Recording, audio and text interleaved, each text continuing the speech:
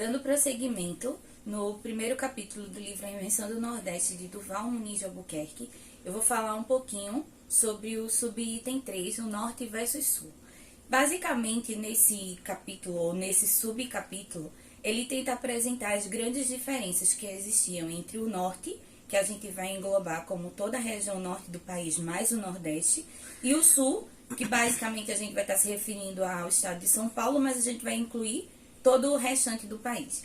E ele fala sobre as diferenças, não só no aspecto climático, de população, como até mesmo nos ritmos e desenvolvimentos diferentes entre um e outro. Basicamente, o Sul era o estigma de desenvolvimento do país e o Norte era formada basicamente por mestiços e negros, que durante muito tempo vai ser meio que esquecido pelo poder público e depois, quando ele vai ser lembrado pelo poder público, de acordo com os políticos que tinham no Norte, vai ser simplesmente por causa da seca. Mas o primeiro ponto que a gente pode destacar desse capítulo é realmente a diferenciação racial que eles fazem entre quem morava no Sul, em outras palavras, São Paulo, que era o branco, intelectual, até mesmo no aspecto de higiene, e no Norte, basicamente, vai ser mestiços, que não eram muito bem vistos, e os próprios negros, ou futuramente os vamos dizer, escravizados, que vão basicamente povoar todo o Norte.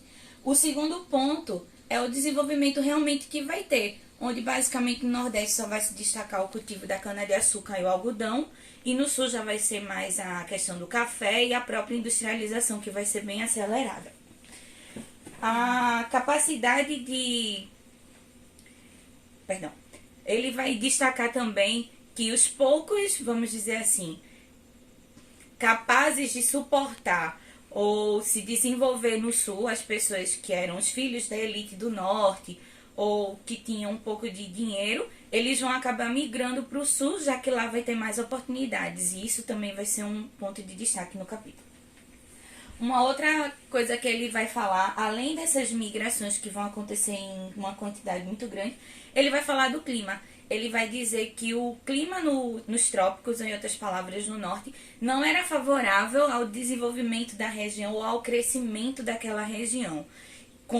Enquanto lá no sul, novamente o estado de São Paulo, ele vai ser muito melhor por causa do clima, porque o solo vai ser mais fértil, e isso é algo meio questionável, né, se a gente for levar em consideração alguns anos antes. O solo do Nordeste era muito mais propício ao cultivo da cana-de-açúcar e Pernambuco se torna um destaque como uma capitania hereditária, enquanto lá no Sul, ou em outras palavras, São Paulo, a gente sabe que vai mais por causa da escravização dos índios e tudo mais. Mas, enfim, eles alegam que os fatores climáticos vão fazer com que o Sul seja mais favorável ao desenvolvimento para até mesmo do país do que o Norte. Ele vai falar sobre o biotipo físico. E aí é uma coisa até meio questionável quando se na verdade não se tem uma economia fortalecida no norte. Quando se começa a sofrer por um problema muito grande de seca, é óbvio que o biotipo das pessoas de uma região para outra vai ser diferente. Eu vou ter pessoas mais saudáveis, por assim dizer, lá no sul, e eu vou ter pessoas que passaram fome ou passavam fome, obviamente, vão ter seus corpos menos musculosos, menos... Enfim, vai ser meio complexo.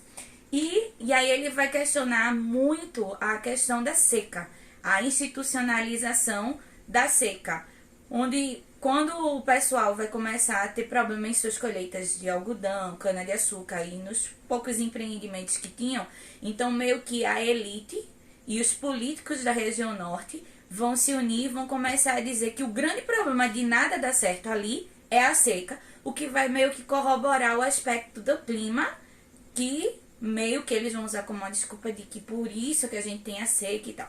E o objetivo deles com essa meio que institucionalização de que o problema de tudo é a seca, vai fazer com que eles comecem a receber auxílio do governo. Ou em outras palavras, eles vão começar a querer receber auxílio do governo e vão começar a querer pegar esse dinheiro. E isso vai perdurar desde 1877, que é quando vai ter a grande seca, que vai realmente ser esse marco, e vai perdurar até começo do século XX, os primeiros 20 anos do século XX e até a posteriori também. A gente vê que vai ter uma mudança melhor em olhar para o Nordeste ou o Norte com olhos diferentes, já bem depois da era Vargas e tudo mais. Ele vai, quando ele está destacando a seca, ele fala que é uma área miserável, que é uma região miserável, sofrida e pedinte, o que justifica exatamente o fato de quererem receber tantos recursos do governo para lá, para aquela região. E posteriormente ele ainda vai citar mais na frente nesse subtópico, a questão do cangaço e o messianismo, que a gente vai ter bem explícito na época dos bandos de cangaceiro, não só na época de Lampião, mas todos os cangaços em geral. E o messianismo vai ter um destaque maior exatamente por causa de Canudos, lá na Bahia, além da própria questão do Padre Cícero e a devoção que as pessoas tinham lá no Ceará. E ele vai apresentar até o aspecto do cangaço como uma justificativa de como a população que morava no norte realmente não era uma população meio agradável de se conviver ou que ajudaria no desenvolvimento da nação, por assim dizer. Ele cita o aspecto do negro mau, que é aquele negro que meio que não sabe agradecer ou não sabe valorizar as oportunidades que ele tem.